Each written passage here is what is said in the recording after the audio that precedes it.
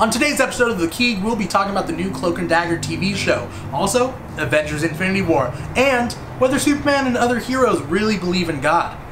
But before we get to that, Dimithri, if I may. Yeah. We have a new obsession at the Keeg. We do. And it is called Tangled the Series #1. This is going to change lives. Pick it up as soon as you can. Ooh.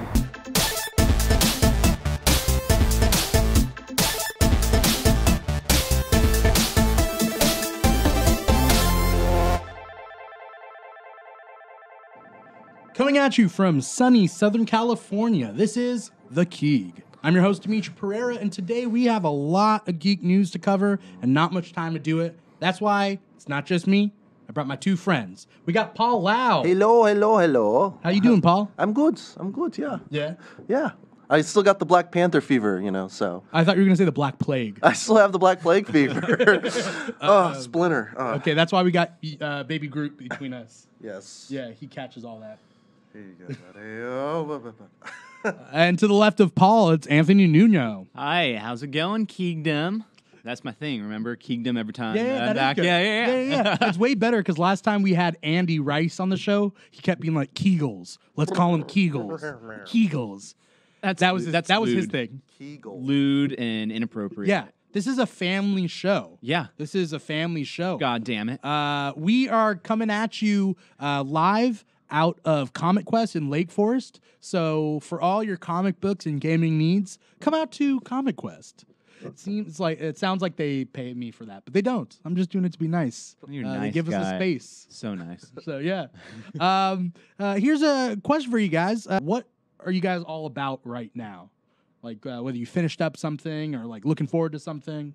Paul? I've been watching Ash vs. the Evil Dead. I know season 3 is coming out. Okay. And it really has a lot of the humor and attitudes of Army of Darkness and Evil Dead 2. That has Bruce Campbell in it, right? Oh, yeah. Oh, yeah. Moving on. Anthony, what are you all about right now? I am all about rewatching Cowboy Bebop again. One of my favorite animes of all time. Yeah. Me and my girlfriend were watching it through it again, just, getting the good Bebop storytelling that they do. Have you ever gotten a chance to watch it? No. I'm not really big into anime. It's not really my thing. What? Yeah. I don't know. It's just, I like American comics. Well, then, to poke at that Americanness, I just watched Logan, even though he's Canadian. Yeah. Just watched Logan for the first time, finally. I'd wanted to see it in theaters, bummed I didn't get to. Overrated. Look at the camera and tell the Keegdom what you think. Overrated. Okay, so Logan, while it has some of the best just like emotional moments that an X-Men film has ever had, it is just filled with just plot point after plot point after plot point. It's not a cohesive story as it is like, this is a cool moment, and now here's something convenient that happens to get us to the next moment. I feel like it's really hard to write a superhero third act. Mm-hmm. It's really hard because you either have this huge climax that almost comes out of nowhere, or it's anticlimactic. Mm-hmm. Do you guys feel, before we move on to actual news topics, do you guys feel like there's any superhero movie that really does that third act right? I feel like even Wonder Woman, strong. I thought the strong first two acts. Third act was like, it was Ares, and it was like, whatever. You know what I mean? But like, are there any superhero movies out there that really did the third act right? Dark Knight. Okay. Dark Knight. Yeah. The Soul of Gotham. Yeah. Yeah. When he's tracking them with the sonar, right? Mm-hmm. Everybody's cell phones. Yeah. Stuff. Well, there's that too. I just when he puts his faith in the people on the boats, essentially, and then Joker, That's end of second act, I think. Oh, okay. I don't know, but that was a really good. I mean, Dark Knight was amazing from start to finish. Yeah.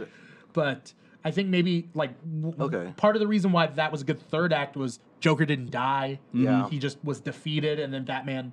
But then the whole Two-Face thing seemed kind of rushed, right? Sure. In Dark Knight. True. Yeah. I don't know if it's perfect or not. What about Kick-Ass 1? No. With the I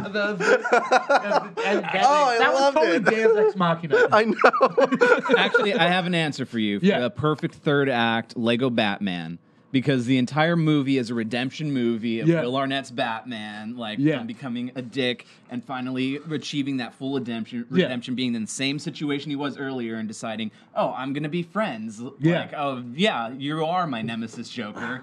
And so it completes that hero's journey. Yeah. And we're just left so satisfied. And I love Lego Batman so much. Yeah. I could talk about it. I mean, Lego Batman, I think, has been brought up every episode that we've done this season, where everybody's just talking. I think someone died. Someone died off camera. Oh no, Calendar Man. Lego Batman is just great. Everybody, it's great. If you're out there and you haven't seen Lego Batman and you're watching this show, well, if you're not watching the show, you wouldn't know what I'm saying. Go watch Lego Batman. And Steam. also, if you guys out there in the Keegdom, right, Anthony? That's it. Yes. In the Keegdom out there, know of any superhero movies that have a great third act, feel free to tweet us at #KeegTalk, Keeg Talk. As far as superheroes are concerned, I mean, that's a big chunk of what we deal with here on this show. There's a new show coming to Freeform, which was once ABC Family. Before that was Fox Family. Before that was a Family Channel. They always change. It's called Freeform now. Cloak and Dagger, which is based off the Marvel comic property of the characters Cloak and Dagger. They recently released a kind of a small trailer / teaser trailer. A year ago, they actually released the real trailer, and then they did like a 3-minute scene from the show. Have you guys watched it at all? Like the trailer or the 3-minute scene? Yeah, I did see the trailer and I did see a 3-minute scene, and I don't know how familiar people are of their origin story, but Cloak actually mugs Dagger, and they flip that in the 3-minute scene where she's the pickpocket. Yeah. I don't know if for obvious reasons, but maybe just to make it, modernized. Yeah, I think that it is to change it up from like, oh, the black guy's not the pickpocket anymore. Right. Which I think is very surface level switching it. But if you watch one of the trailers, it shows a day in his life and it shows a day in her life.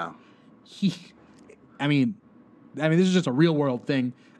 He walks past the cops and he takes off his hoodie and he like walks slowly past them. And she just like, she's the real pickpocket. She just kind of walks past them and they don't like bat an eye. Yeah. She's a little cute blonde girl. I thought that was interesting. Anthony, did you have anything? I have a big IDC. I don't care for Cloak and Dagger. And let me tell you why. I feel like everything is becoming too oversaturated with superheroes, just like everywhere, and it's like I can't keep up with like anything going on. That's why right now I haven't watched any shows like for a while. I'm just focusing on the movies, like the main story of MCU, I guess. And maybe you heard it here first. Avengers has been Infinity War has been moved up a week to April 27th, 24th, 27th. So we get it a week earlier. Yeah. We get to talk about it a week earlier. So that's also cool too. This is my idea for what Marvel will have going on. Avengers 3 Infinity War will end with a reality shift, and we'll be left on this cliffhanger. Yeah. That then the movies that come out between 3 and 4, because only a year between Avengers 3 and 4. They don't Ant-Man, take right? but they don't take place in the timeline between 3 and 4. Ant-Man takes place before 3, I think, and Captain Marvel takes place in the 90s. So I think Avengers 4. I'm throwing something out there. Infinity World, Avengers 4. That's what I don't know. I think it'll have to do with an altered timeline that they'll have to then course correct, and then it'll bring us to whatever the Marvel universe is now. I definitely think there's going to be some time travel involved. Oh, yeah? And spoiler earmuffs if you haven't seen it yet. But there was a leaked set photo of Avengers 4, and Captain America is chilling with Ant-Man and Tony Stark, and he's in his Avengers 1 costume, and it looks suspiciously like it's after the Battle of New York. Huh. And if you look on Iron Man and Ant-Man's hands, they have these weird devices that almost look like Pym-Tech. Remember when he went into the quantum zone? Yeah. I think that there's going to be some, I think most everybody's going to die in Infinity War. In Wakanda, there's only going to be a couple of survivors left. Yeah. And they're going to use that and mix it with the Time Stone or something and let's get the hell out of here. I think that's where it'll end. Mm-hmm. I think they'll be fairly straightforward for Infinity War. Yeah. And in the end, maybe everybody dies, and then a couple of them are like, all right, let's fix this. And then it ends. Uh-huh. You know what I mean? Like a real Back to the Future 2 moment. Kind of, yeah. Will this piss off general audiences the way that Last Jedi did? I think they'll ease into the whole time travel, reality bending, all that stuff with the stones enough in this movie. It's just kind of a dip a toe in, and then that next one's going to be hog wild. Plus, there's only a year in between the releases, Yeah. so That's I think fair, that yeah. because there's so little time, that audiences are going to be more excited. Yeah. Yeah. I agree. And then you only need Captain Marvel and Ant-Man and Wasp to whet your appetite before the next movie, and it comes out anyway. Yeah. So the Shazam movie, they did a set leak. Not much to talk about other than, did you guys see the picture? Yeah. It was pretty much the comic costume. Yeah, and, I was surprised at how faithful it looked to the comics. Yeah. Yeah. You showed me a picture that somebody made a fan poster, and maybe you can edit in the graphic or something at some point. But it is really funny, and it's just this is the hero that we deserve. Under it. and it's the back. Yeah, it's just him in the back. That's amazing. Check it out. A little thing about Shazam, he was the kid Billy Batson. He's given the powers of 6 gods by the wizard Shazam. So it's so it's Shazam. So S Z-A-A-M. is Z-A-M. Yeah. So wisdom of Solomon. Yeah. Stamina of Atlas. Strength of Hercules. Zeus. Cunning of Achilles, something like that. Yeah. Power of Zeus. Speed of Mercury. Right. Something like that. Yeah. But each of the different Captain Marvel families, it's still Shazam, but it Captain Marvel Jr., which is the blue boys one. His powers are the Egyptian gods. Right. And Mary Marvel Yeah, I don't know what Mary Marvel's one's about. and Black Adam. Yeah. So Interesting that they were using Grecian gods, and then with M they just switched it over to the Roman Mercury instead of Hermes because it'd be Shazam otherwise. Yeah. And that doesn't sound real. and also Wisdom of Solomon. He's a biblical character. Yeah. Sure. Right? Yeah. It's cut the baby in half. That's what I remember him from, right? Yep. Come on. Very utilitarian wisdom. Yeah. Shazam, Captain Marvel was on the Justice Society for a little bit. Back when it was the best run of Justice Society comics, is when it's not only the old heroes, but it's young heroes, and it's about this community of superheroes in DC. Captain Marvel was there, and he had a crush on Stargirl. Yeah. But it looked really weird to the outside people because it was an adult man crushing on a small girl because nobody knew that Captain Marvel was actually a small kid. Oh. DC Comics is bringing it back recently with Rebirth and trying to make up for the mistakes they made with New 52. They're opening up a new line for comics in Vertigo, which is based off the Sandman universe, which is Neil Gaiman. Again, American Gods with Neil Gaiman. Mm-hmm. Neil Gaiman's done some great stuff. Yeah. They're bringing in 4 new Sandman comics. Do you guys have any experience with Sandman at all? I've really only read Lucifer because I love the character. I love Satan.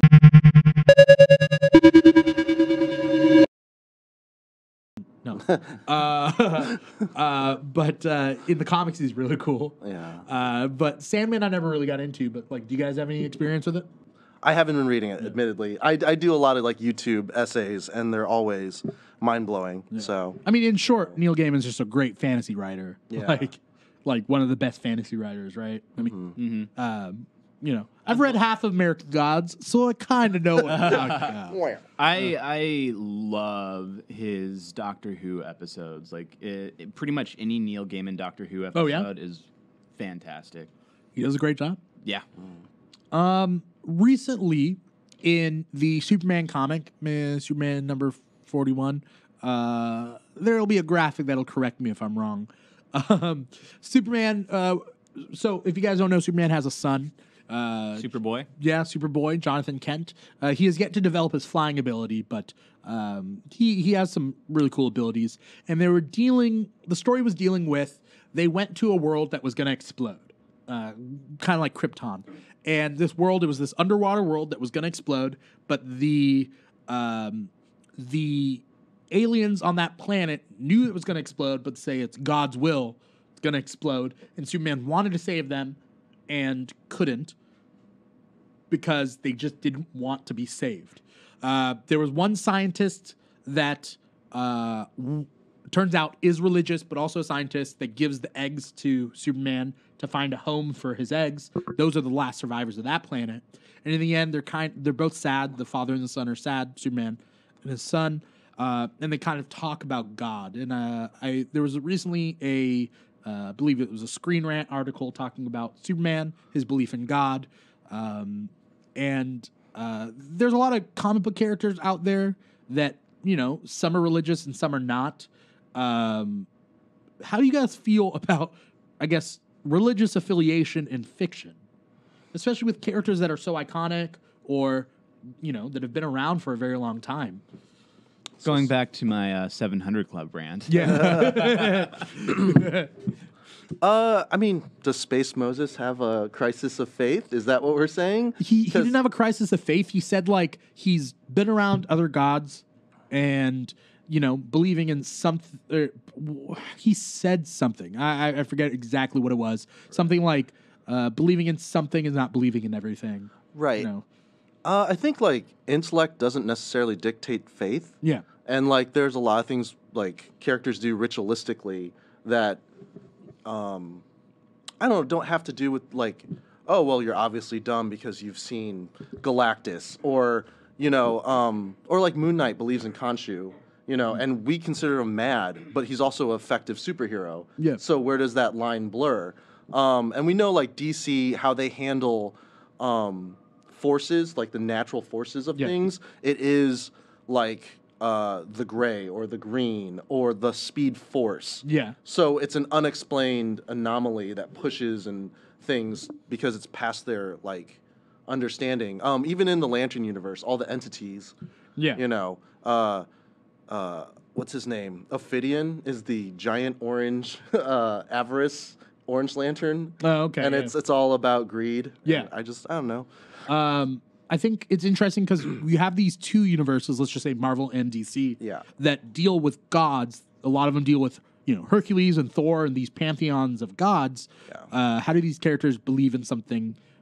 Well, I guess the Abrahamic God. But I think the thing in the comics is that, the Abrahamic God is less present, but he still controls everything. So Vertigo deals with Lucifer, right? Mm-hmm. And Sandman and all that stuff still deal with somebody above them, which is I would assume the Abrahamic God. DC calls it the Source. When Darkseid is talking about the Source, there's a Source wall. The Source, I think, is supposed to be God. But how does that work with all that? I think Deadpool, when he killed the Marvel Universe, was the first person to bridge that kind of gap. What happened? So at the end of, have you read? I read it a long time ago. I think there's the first one. There's now a second one. Yeah. There's a second, and there's also Punisher kills. Yeah. But he gets to the point in reality where he ends up busting into the graphic artist's apartment and killing him too, and actually breaks through that fourth wall. Yeah. And I think, I like the idea. I'm an atheist, but I like the idea that these characters still want and look to something bigger than them, because I think it humanizes them more. Yeah. Human beings, we originally came up with these ideas for gods to explain natural phenomena that we didn't understand what it was. And I think that that means that there's still that sense of mystery in these comic universes if these characters still are like, no, there's something even bigger that we don't know, like something bigger than me, something bigger than Superman. So I think that's a really cool character trait, you know? Depending on how the writers use it philosophically, like what messages they're trying to send is a different topic. Yeah. I think it comes down, for me, it personally comes down to representation because, I mean, just like we're playing representation with race, gender, why aren't half of the superheroes female? Like, if you think about it, you know, they're like kind of getting up there. Yeah, I mean, they're increasing, but more like, you know, there are going to be Jewish superheroes and Christian superheroes and whatnot. But the big name superheroes, it's hard to like, just like political affiliation with superheroes. Like, we know that Green Arrow is a liberal. And, like, that's how he's played. And he's very, like, rob from the rich, give to the poor, Robin Hood style. Yeah. And so, just like political affiliation, Green Arrow's not high up in the pantheon with DC. How do you, like, Superman, what's his religious affiliation? What's his political affiliation? Batman, should we say that? Is that a thing? Like, should we write them into a corner like that? I feel like it depends on the Pa Kent. So, like, if you do, like, Silver Age comics, it's like God, truth, and the American way. I feel like... Truth, justice. Yeah, truth, justice. Sorry. Yeah. Well... It's God, and more God. And guns. 700 Club. 700 Club. God, That's right. God's, guns, and no comics. No comics. But the Man of Steel, Pa Kent, I can't believe had, like... a thinking man's philosophical religious person. It was more just like the indoctrinated, like lip service religion. Because like he didn't even believe in tornadoes. Yeah, that's. Thank you guys so much for coming on the show today. For all you guys out in the Keegdom, please like, comment, subscribe to us on social media. We're on Facebook at facebook.com/thekeeg. We're on Instagram and Twitter at The Keeg Show. You can also hashtag Keeg Talk if you have any questions that you want answered. We'll maybe answer it on the air. If you got any ideas, what are you guys up to? What are you guys all about? Hashtag us, Keeg Talk. You are either listening to this on Apple Podcasts or on SoundCloud, but you could be watching this show, and I hope you are, on YouTube at youtube.com/thekeeg. Again, we have abridged podcast episodes, and we have the unabridged podcast episodes, and we have the abridged vidcast episodes that you guys can watch. So feel free, partake in all of them. Before we get going, Paul, where can we see you next? Oh, geez. Whenever you ask me on again. Yeah? I've been kind of like writing, basically. Okay. Yeah. Okay. So keep an eye out. But coming to Barnes & Noble right. near you. Okay. Yeah. Sounds good. Anthony, where can we see you next? Fancy Hobo Improv. Check us out on Facebook and Twitter. Our next show, I believe, is going to be in a couple of weeks. And we played with your team, Dimithri, Chance, a couple of times. Yeah. Really funny guys. Also, I just wrapped up on a show, 12 Monkeys, going to be on Sci-Fi Channel. Season 4 is coming out later this year. Really good stuff. So, yeah, check that out whenever you get a chance. It's on Hulu, too. So, yeah. Awesome. Thanks again for watching, you guys. Once again, I'm your host, Dimithri Perera, and this has been The Keeg.